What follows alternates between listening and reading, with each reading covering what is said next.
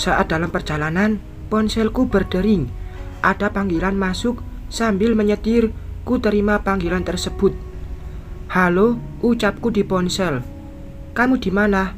Apakah sudah memberi hadiah itu ke Donna?" Tanyanya di ponsel. "Aku sedang di jalan. Sebentar lagi aku sampai. Tapi aku ada urusan dulu, menemui Mila," jawabku di ponsel. "Untuk apa?" tanyanya. "Aku melihat Mila membeli racun yang bisa melumpuhkan seseorang." "Nanti itu diurus, yang penting kamu tidak bersama Mila."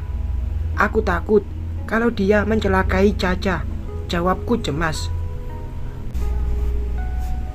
"Tidak akan, dia sangat menyayangi putrimu. Menurutku racun itu untukmu. Hati-hati bila masuk rumah itu." Dia benar juga, tidak mungkin racun itu untuk Caca atau Bayu. Sekarang ini Mila hanya mengharapkan aku jauh dari kehidupan rumah tangganya. Tentu racun itu disiapkan khusus untukku. Mila, kamu tidak berubah dan melakukan apa saja demi yang kamu mau. Apa yang kamu lakukan dulu kepadaku tidak membuatmu jerah. Justru ketagihan karena semua berjalan mulus. Itu dulu, tapi tidak sekarang, Mila. Aku menuruti kata-katanya, menuju ke rumah Donna. Permainan ini harus berjalan sesuai perintahnya. Aku tidak bisa bergerak sendiri, karena Donna, wanita yang sangat licik dan kejam. Donna lebih berbahaya daripada Mila. Mobilku memasuki rumah Donna. Setelah aku parkir, aku segera mengetok pintu, bersiap bertemu Donna dan melakukan akting berikutnya. Tok, tok, tok. Memasang senyum manis. Aku harus menunjukkan wajah senang dan bersahabat. Krek. Pintu dibuka. Rio menyambutku dengan senyum penuh cinta. Aku membalas senyuman itu. Sejenak kulihat Rio tampak manis di mataku. Dari pertama kenal yang aku rencanakan mendekatinya, tidak terlihat dia seorang lelaki yang jahat. Sepintas dia terlihat bukan terlahir dari rahim Donna. Sifat mereka sangat jauh berbeda. Kenapa Donna bisa melahirkan anak sebaik Rio? "Lani, ayo masuk," ajak Rio. "Aku tidak mengganggumu kan?" tanyaku, masih berdiri di depan pintu. "1000 kali kamu menggangguku, aku justru senang kok." Kami saling melempar senyum dan tidak lama kemudian Rio menarik tanganku agar masuk ke rumah. "Sebentar lagi kamu akan tinggal di sini. Jangan sungkan seperti orang asing, Lan," ucap Rio menggandeng tanganku masuk. "Aku masih merasa tidak enak dengan apa yang telah aku lakukan padamu, Rio," jawabku, dan memang merasa sedikit bersalah. "Semua bukan salahmu, Lani."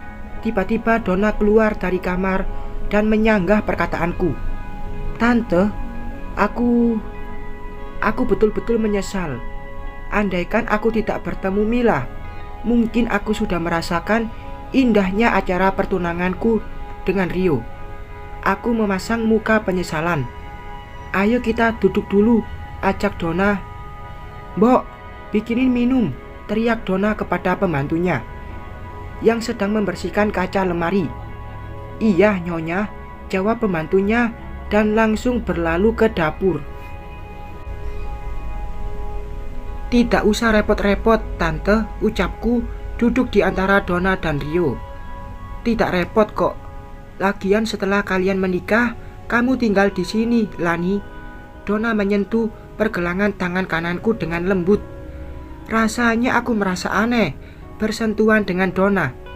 Tangan ini yang memaksa mengeluarkan bayi dalam perutku, dan tangan ini juga yang menyentuhku dengan penuh kehangatan. "Kenapa kamu terdiam, Lani?" tanya Donna saat aku terdiam melihat sentuhan tangannya. Aku hanya teringat almarhum ibuku," jawabku mencari alasan. "Mimiku akan menjadi ibumu nantinya, Lan," ucap Rio kepadaku. Rio benar, kamu bisa memanggilku Mimi, sama seperti Rio memanggilku Lani. Timpal Donna menatapku. Aku tersenyum kecil menanggapi perkataan mereka. Semua terasa aneh. Wanita yang ingin aku mati dan sekarang yang menginginkan aku hidup bersama putranya. Aku tidak bisa mengungkapkan dengan kata-kata apa yang aku rasakan sekarang, Tante. Aku sangat beruntung bisa bertemu Tante dan Rio, ucapku dengan mata berembun, melancarkan aktingku. Ayah keluar dari kamar dengan kursi roda. Kali ini ayah diam menatapku tepat di depan kami bertiga duduk. Mas, kamu kenapa? Tanya Donna kepada ayah. Luna, aku sangat terkejut. Namaku disebut ayah. Kenapa tiba-tiba ayah menatapku dan memanggilku Luna? Apakah ayah tahu aku adalah Luna? Mustahil, wajahku sudah berubah. Ini calon istriku bernama Lani, ayah, ucap Rio kepada ayah sambil menunjukku. Kamu kenapa, Mas? Tanya Donna. Oh, aku kira kamu Luna, nak. Setelah berkata, ayah langsung mengarahkan kursi rodanya menuju ke kamar lagi. Ayah, aku menghentikan langkah. Ayah, wajah Donna dan Rio terlihat terkejut dengan panggilanku. Aku bangkit dan melangkah mendekati ayah. Saat itu juga ayah menatapku dengan terkejut karena aku memanggilnya ayah. Aku membungkukkan badan sejajar dengan ayah. Ayah boleh panggil aku Luna, seperti putri ayah. Apa maksudmu, Lani? Tanya Donna terkejut dengan perkataanku. Tante, jika aku menikah dengan Rio, Tante adalah ibuku dan Om adalah ayahku. Jika Om menganggapku seperti putrinya, mungkin ini akan menjadi obat. Aku tidak masalah kalau melakukan itu semua. Semua demi sayangku ke Rio. Keluarga Rio akan menjadi keluargaku juga nantinya. Aku sangat beruntung memilikimu, Lani, ucap Rio selalu menatapku dengan cinta. Baiklah, yang penting kamu tidak terganggu dengan semua ini, Lani, sangga Donna. Tidak, Tante, aku senang melakukan. Jika itu membuat Om dan Tante juga ikut senang, jawabku. Semoga kamu selalu bahagia, nak, ucap ayah menyentuh kepalaku sesaat dan berlalu masuk lagi ke kamar. Aku duduk lagi di tempat semula. Ku ambil tasku yang terletak di meja dan mengeluarkan sebuah kotak. Ini untuk Tante. Aku memberikan kotak itu kepada Donna. Apa ini, Lani? Tanya Donna sambil menerima kotak perhiasan yang aku berikan. Tante, buka saja, jawabku dan melirik Rio sesaat. Rio terus menatapku dengan penuh cinta. Entah kenapa tatapan Rio semakin membuatku nyaman. Donna membuka kotak perhiasan yang aku berikan. Saat itu juga matanya membulat dengan senyum sumringah. Melihat isinya, ada sebuah kalung emas menghiasi isi kotak tersebut.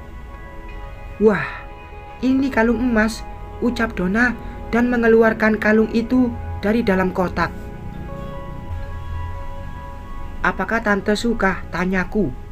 Ini untuk Tante, tanya Donna seakan tidak percaya aku memberikannya hadiah emas. Iya, Tante, tapi itu bukan dariku. Bukan darimu? Terus dari siapa? Dari tanteku. Beliau tidak bisa pulang ke Indonesia karena harus menyelesaikan bisnis kecantikannya di Korea. Sebagai gantinya, tanteku mengirimkan hadiah ini, kataku, sesuai yang direncanakan. Tantemu sangat baik sekali. Kapan-kapan bisakah aku berbicara dengannya, mengucapkan terima kasih? Akan aku sampaikan, Tante.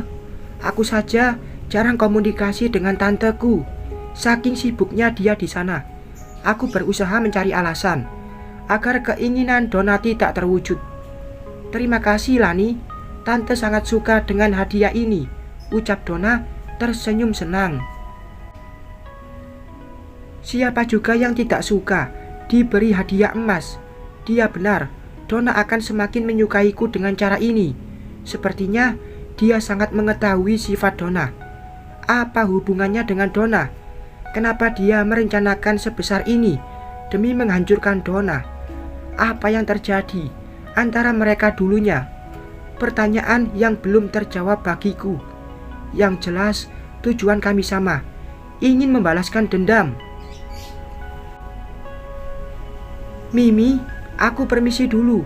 Ingin membawa Lani makan siang di luar, ucap Rio kepada ibunya.